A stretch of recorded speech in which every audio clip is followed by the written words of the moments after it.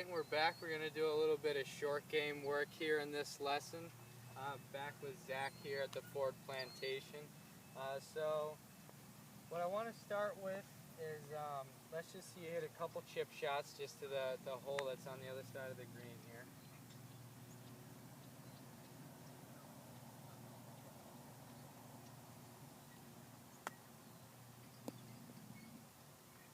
Alright, and hit one more for me.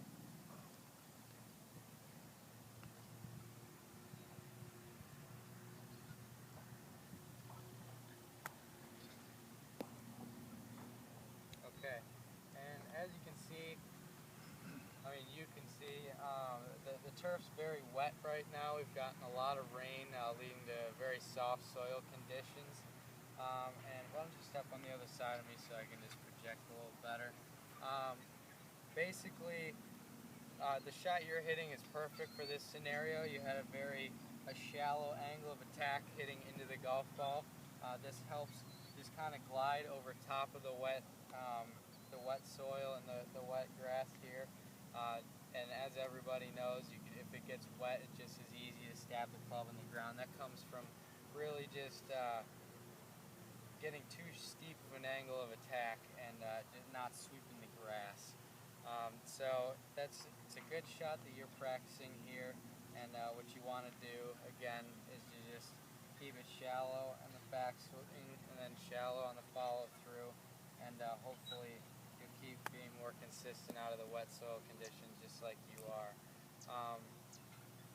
And also I wanted to talk a little bit about practicing in between lessons.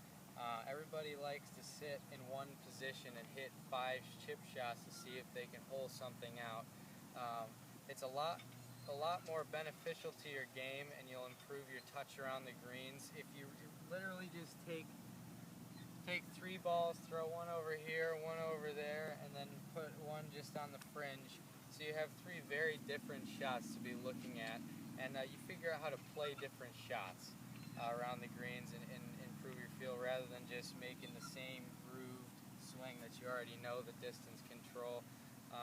And I think in between lessons is the time that you really need to focus on your practice, because if you get careless, then your practicing can hurt you more than it can help you.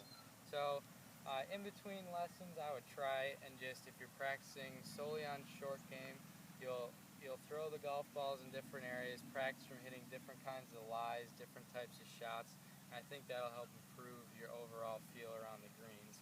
So why don't you just try and hit, we'll have these 3 just in the camera. So just hit those over there and feel like you're trying to play a couple different shots.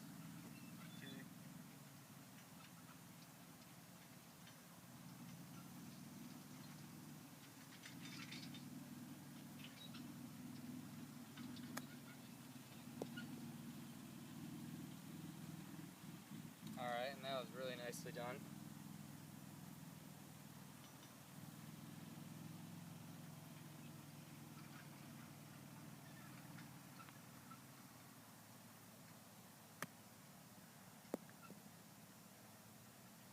Got a touch steep on that one.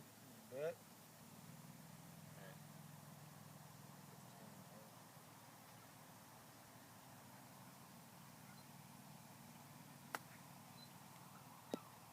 Nicely done. Oh, I was going right for the hole.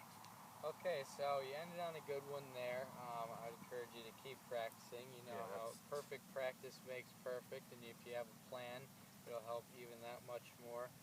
Now that we're wrapping up this lesson, I'd like to conclude by just kind of asking you to tell me the keys that I want you to be thinking about, just to make sure you understand what I'm trying to have you get out of this lesson.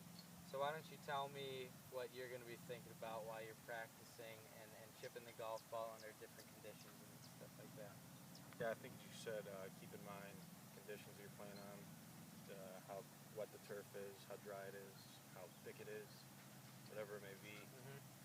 And then while you're practicing, don't hit the same shot over and over again. Go around the chipping green, hit different shots, and that'll get you better. Okay, great. Yeah, I think you definitely hit the two main points, and I'd like to just keep it at 1 or 2 points so it's easy to have something to walk away with that you feel like you can work on and improve from. So Zach, again, thanks very much for coming out, and I hope you Appreciate it, learned a man. lot.